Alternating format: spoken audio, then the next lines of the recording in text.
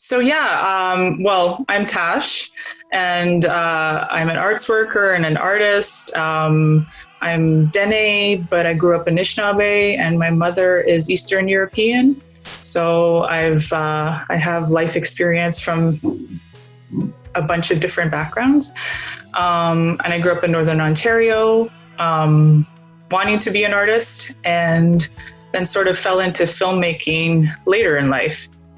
And I live in Toronto now. I've lived here for 10 years.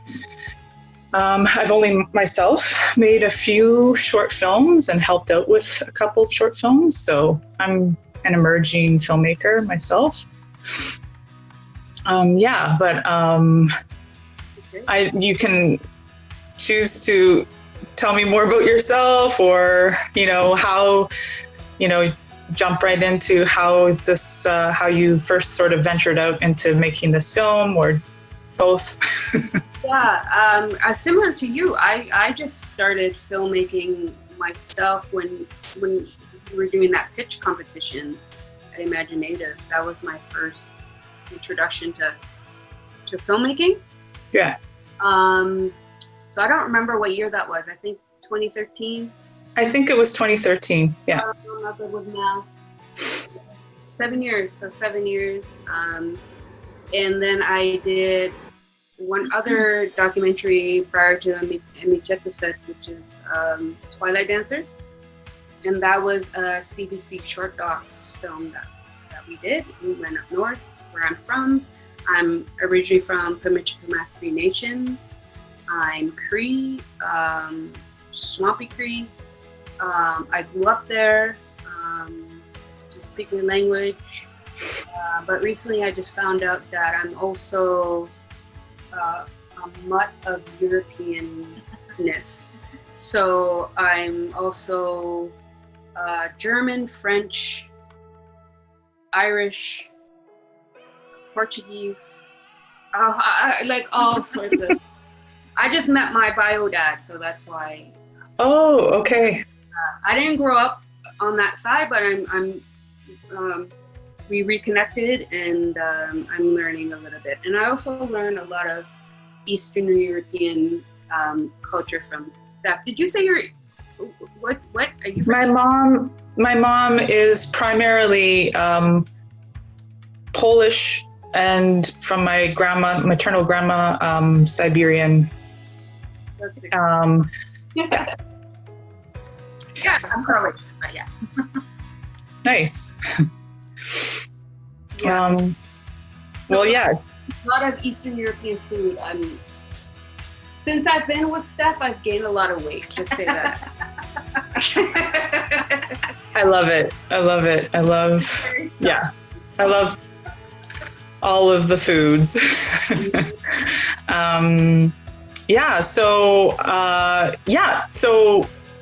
I don't know if Steph introduced too. I'm okay. Oh yes, please. Yeah, sorry, Steph. Please introduce yourself. Moving on, actually. I'm Stefani Bersinic. So I'm Theola's partner. I guess I don't know. I'm a character in the film. I'm Chiwetan's mother. As it relates to this, that's pretty much it. That's my introduction. Steph is also an artist. She's modest about her art, but yeah, she's an artist as well. More of a personal thing for me. It's not. I'm not like out there as an artist, but yeah, no, I'm an artist. And yeah. Nice. And I've watched your film a few times now, and I found things each time kind of like focusing on different little aspects of it, and came up with this set of questions just off the top of my head. But yeah, what kind of first, obviously, I'm very interested in language, and there's a lot of context that's involved in indigenous languages, and I'm just learning. My dad, who raised me, his language, Anishinaabe. So I was curious about the title of your film, which, does it interpret to many bloodlines, or that's like the closest thing that it it is translated to, or? Yeah, it's like many kinships, many kin, and it kind of encompasses like you're surrounded by a like family, like yeah. And then with Cree, it's so many multiple meanings that for one word it could mean so many things. Right. Many bloodlines is also the translation for it. Okay. That's awesome. And so like, did it come to you because like, did you come into this knowing the title of the film, or was this something that came kind of at the end?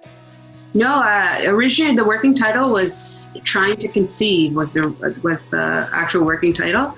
But as you could see in the film, spoiler alert, I guess. All right. You know, like it's it only took one try, so it wasn't really. There wasn't much trying to conceive. Yeah, so it was conceiving. So originally going into it, obviously we documented from beginning, and also when we started talking about having a family. So I started documenting that. But I had a list of other titles, and a lot of the executive producers were like, hey, were you thinking of another title? And obviously they were just kind of being subtle about changing it. And they really gravitated to this one. So, yeah. Êmîcêtôcêt, yeah. And how do you say it? Êmîcêtôcêt. Êmîcêtôcêt, yeah. Êmîcêtôcêt. And so when you were both wanting to have a child together, which is a big journey in itself, was there a certain point where you're like, we need to document this, or let's document it, and like, did it look like a film in your head, or was it just sort of documentation? Yeah. I slowly kind of like, gave Steph the idea, because I was like putting the camera in her face and she's like, why is this camera always in my face? But originally it was our personal, I was documenting for personal reasons, because it was a big thing for me, having a child. But then when we were going through the meetings, the IVF meetings, meeting the doctors and all that, and I was like, hey, this would be a great film, I think. Mm-hmm. And there was all these funding opportunities and I honestly didn't think people would fund it or would be interested in it, but I took the chance, and there it is. And then it just led into the making of the documentary. But Steph was like, pushing back on me, but like, cause she just doesn't, that's not her personality to be on camera all the time. But she's like, why are you documenting everything? But you're going to all these, like really sensitive appointments, and she's taking hormone shots and this and that, and then you have cameras in your face. So it's like, it's a lot. It's just a lot. There's one point where I had to take 10 shots of what I don't know specifically the scientific name for it, but I had to take these hormonal shots, and she worked maybe a block away, and then the time that we had to do it was during the time she was at work. So 9:30 at night, she would run home and she's still in her uniform, and she'd be like, okay, bend over. Gotta go, bye. It's time. See you tomorrow. No, yeah, so and I'm trying to set up the camera at the same time, and she's like, she's in a rush, and so you kind of have to play with it and really look at it in the sense that it is a personal thing, and I really just wanted it, if it didn't work out as a documentary, I really just wanted it to be a lighthearted, documenting our family, our journey. Mm-hmm. Beautiful. So yeah, I mean, the main sort of, like, there's the topic around the donor and who the donor is, and sort of the background of the donor, and them being mixed, if I can use that term, or from both, representing both your backgrounds, is important to you both. So, and you state that in the film. So have you reflected on that decision? How do you feel about, like, your views about that from the beginning? Have they changed at all since, or? Well, it's so really funny because when I first met Steph, I had, what do they call them? When you have like a list of, expectations of a partner. What are they called? They're called, like, not red flags, what are they called? Like deal breakers. So I was really upfront with Steph about them when we had our first conversation on the phone. And because I was already like 30, like in late 30s, and I didn't want to, like, I was dating, and I was like online dating, and I was like, you know what, and I was already like feeling for her and falling for her and all that, and I knew it was getting serious. So I was like, one of my deal breakers is I want to have a family, so what about you? And then thankfully she was like, I don't want to speak for you, but you were like, yeah, she already has a son that's, at that time he was 15. Mm-hmm. And she was scared to tell me she had a son, which was really odd because I'm very family oriented. And so I don't know, like, what was your response then? Do you remember? What, my response to what? For like wanting a family meeting. Oh no, I definitely wanted a family. I thought, yeah. Yeah, so it was a breath of fresh air. So when she came over one time, and just for fun, we called one of the sperm donor, because they're all in America, they're all in the States, and we called them and we recorded it, mm-hmm. And it was like, it just led into that idea, but the conversation about what the background of our child was going to be, it kind of transitioned to these levels of conversations. One of them was we were thinking of co-parenting, we were thinking of fostering, we were thinking of adoption. So we were already having those conversations. And then when it came to like having our own child, you have to understand that IVF was one of those things that, it might not happen, especially with our age. So, but I don't know, I don't know specifically what our conversation, like, I think it moved really organically. Like, it started off with, maybe we wanted somebody that was both European and indigenous. And then at some point there was like somebody who was half Jamaican and half Blackfoot. And then it shifted a lot, but I think it just like kind of organically landed where it landed. And the reasons why that was is because there are not a lot of indigenous donors. There's a lot of mixed, indigenous donors. So when our donor, came up, like, he had so many like indigenous backgrounds that basically, honestly, he was the only one to choose from. And he only had like 2 more vials left. So I was like, we're buying this sperm, I don't care. Gotta snatch that sperm, yeah. Amazing. Yeah, so that there was that one moment in the film where you are discussing bloodlines and reclaiming what's been taken. And I think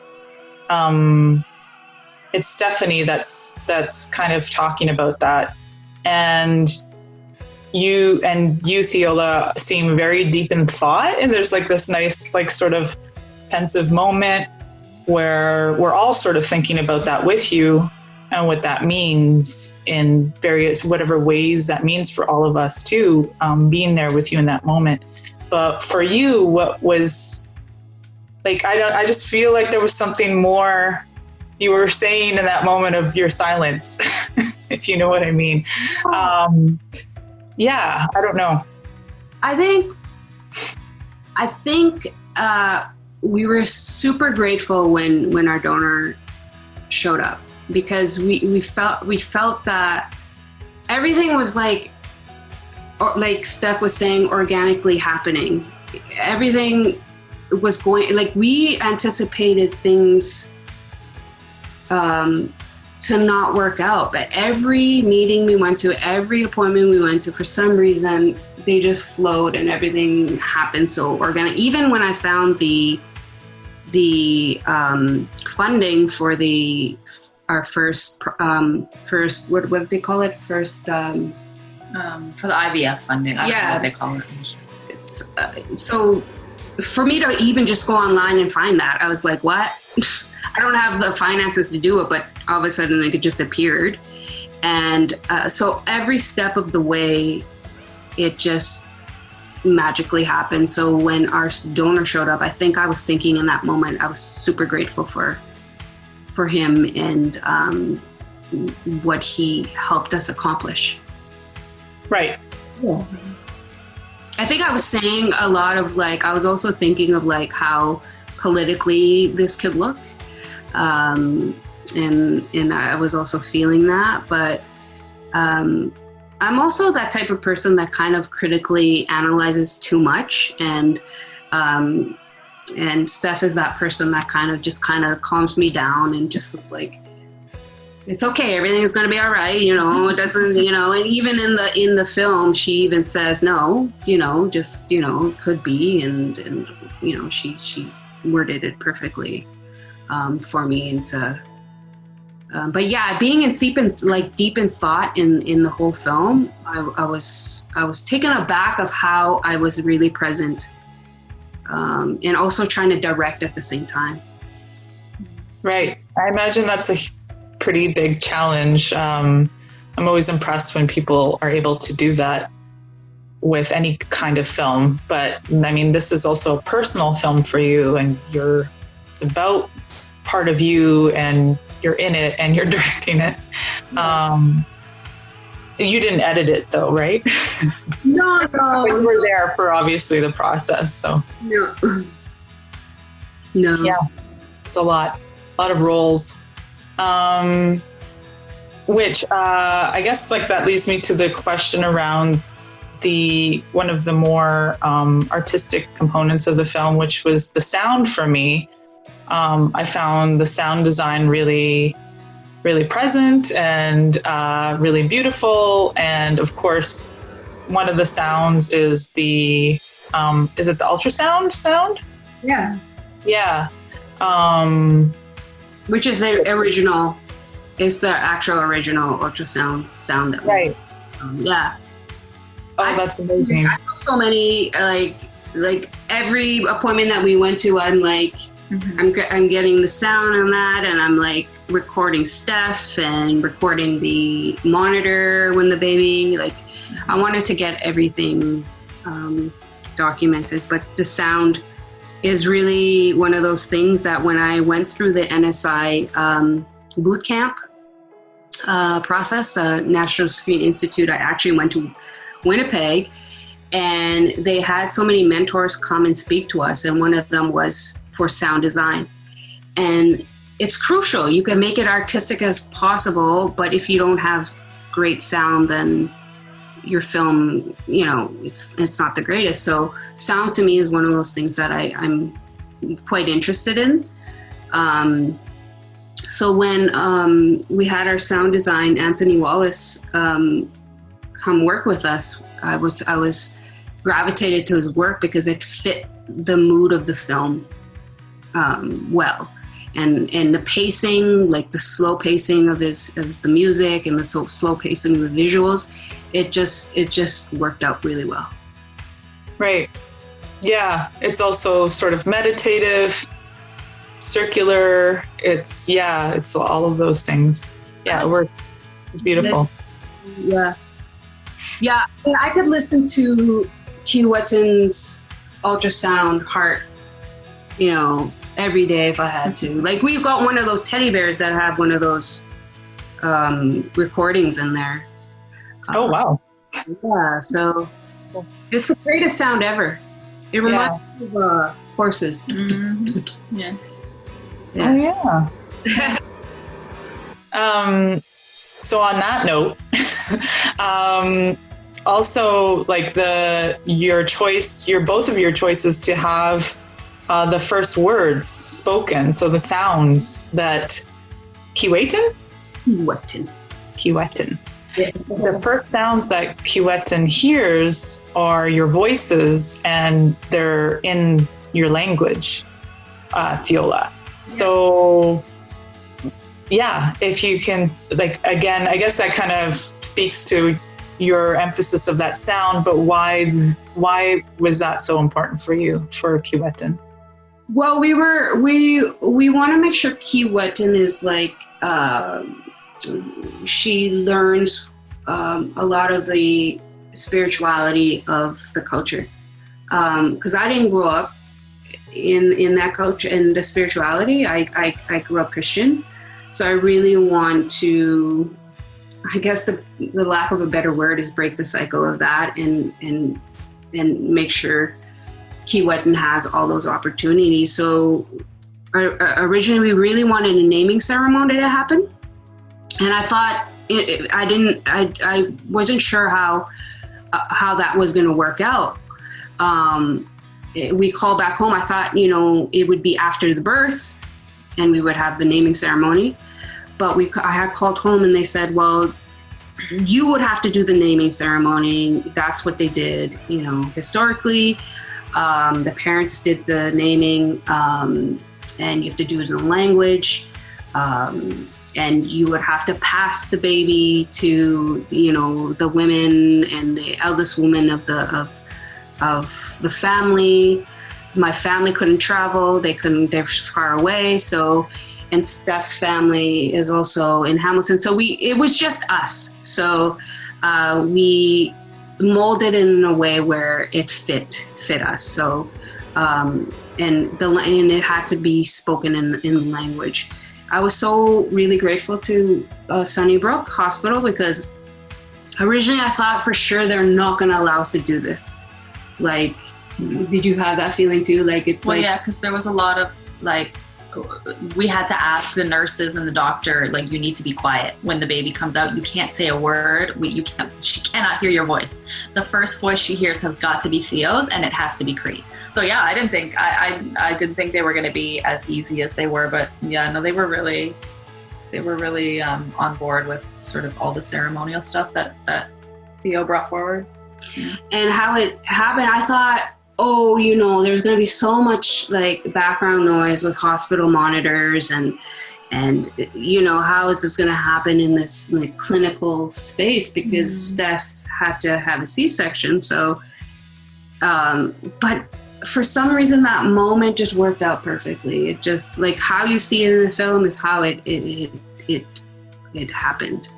And she had her naming ceremony in a clinical setting, which is completely mind-blowing to me. So she's already moving in a way that we want her to move.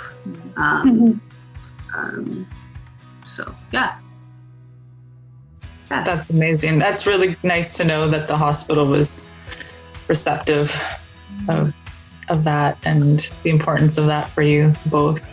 Shout out to Generations Midwives. Oh yeah, the midwives were great. Midwives, nice, yeah. I have a few friends that work over at the Toronto Birth Center. They're Indian folks, yeah. Yeah. Originally, that's where we wanted for Steph to. Yeah, that was the plan, but didn't happen. It's busy, yeah. And so this also happened during the pandemic, right? No, about 5 months. Oh, okay. Before, so. Okay.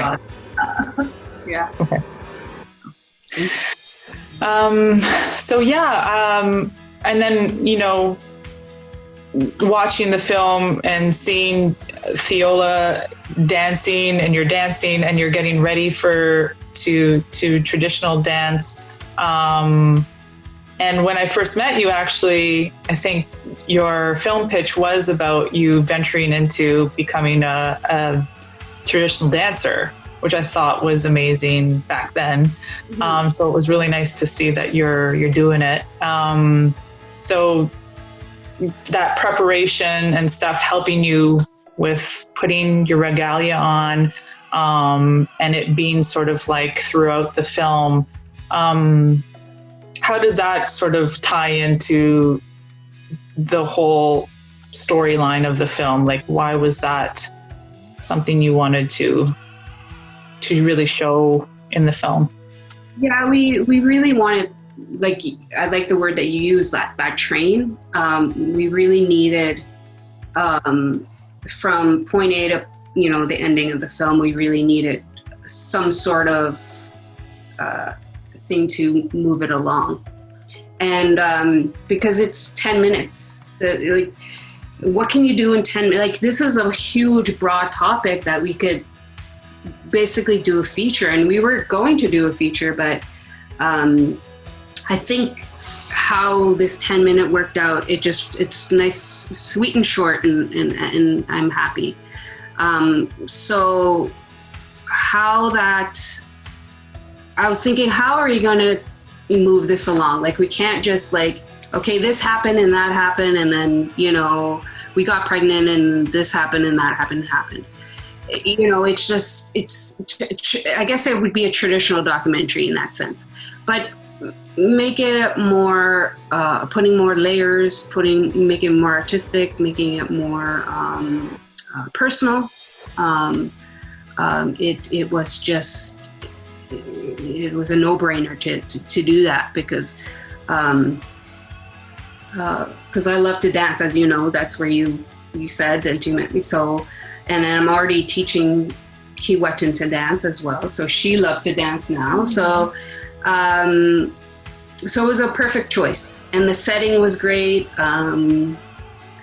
Steph learning the culture for the first time also was perfect, because you didn't start learning it, or I didn't start sharing it until we actually created a family unit.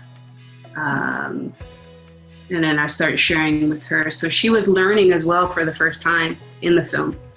So it made a lot of sense. It made a lot of goodies to happen. Great. Yeah. Yeah. A lot of really beautiful visuals too. Yeah. Yeah. I can't wait to see what kind of dancer Keewatin will be. Be very cute.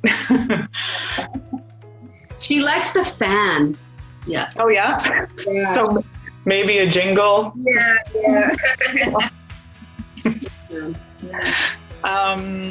So yeah, that leaves me sort of my last question, because even when I first met you and knowing your journey to get to the place of wanting to be a traditional dancer, being queer, and in the community, but I didn't know about your family background of Christianity being in your family as well. So I see so much courage, like I said, just throughout the film. So of your personal journey, but also I have the background knowledge of your dancing journey, and what that takes. And then you speak about it in the film. but then also you both journeying out into the world of having a child and finding a donor and all of this. So there's just, so what struck me was, like, if I could, there was a general feeling that I took away from it was just like so much courage, beautiful courage, and strength, in just embracing life with love. So, on that note, was there any sort of other goal for you in making this film? Like, was there anything in wanting your audience to take away, or was this was about you making this labor of love film? Yeah, I mean, courage is a good word because my Cree name it's courage as well, and I've been in these situations. I received an eagle feather based on that courage as well. So I think people use determination, and I'm a Taurus, so I'm completely stubborn and hard-headed. So if you kind of tell me no, I can't do something, I kind of find a way to go around it. And part of my name is also wind. So how the person that gave me the name described it as, if there's a wall, the wind will just go around it anyway. So that's basically how I live life. And when it came to me having a baby and then meeting Steph, was basically the catalyst to this whole thing, because if I didn't have Steph, then I physically can't see myself giving birth. I just can't. I'm just that type of person. So when I met her, and she said, I love being pregnant. I said, what? Okay. And then growing up on the reserve and them saying, being a woman, you have to have children, you have to get married, and you have to get married to a man. So I'm thinking, man, I'm not going to have a kid. You know what I mean? Because I'm queer. So, and then, so meeting Steph, and then the IVF process, and being indigenous, of course, people think, oh, you're indigenous, you don't have those opportunities. You don't have the money to do those. You don't have the finances to do it. Who do you think you are? Are you white? Like, why are you doing this process? And to me, I again, that no was there. People trying to tell me no, and then I'm like, no, it's gonna happen. So, and then how being old, you're not gonna have any eggs. You're not going to have